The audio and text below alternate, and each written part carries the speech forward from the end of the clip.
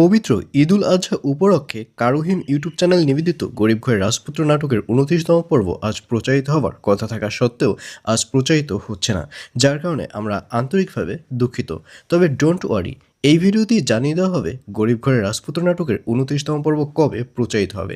সুতরাং ভিডিওটি শেষ পর্যন্ত দেখতে থাকুন।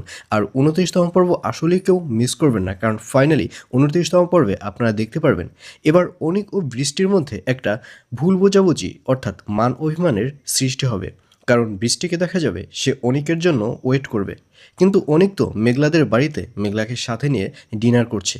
আর অন্যদিকে অনিক মেঘলার প্রতি একটু দুর্বল হয়ে পড়বে, কারণ যে মেঘলা কোটি টাকার সম্পত্তির মালিক ছিল সে আজকে আবারও বস্তির মেয়ে হয়ে গেল।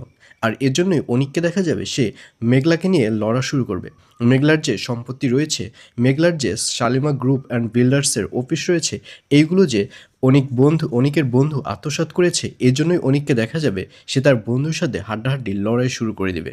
আর অন্যদিকে বৃষ্টি শুধুই অনিককে ভুল বুঝবে।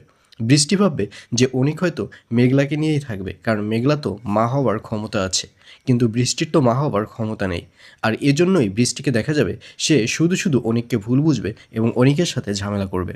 তো ভিউয়ার্স, জানিয়ে দিচ্ছি এই পর্বটি কবে প্রচারিত হবে।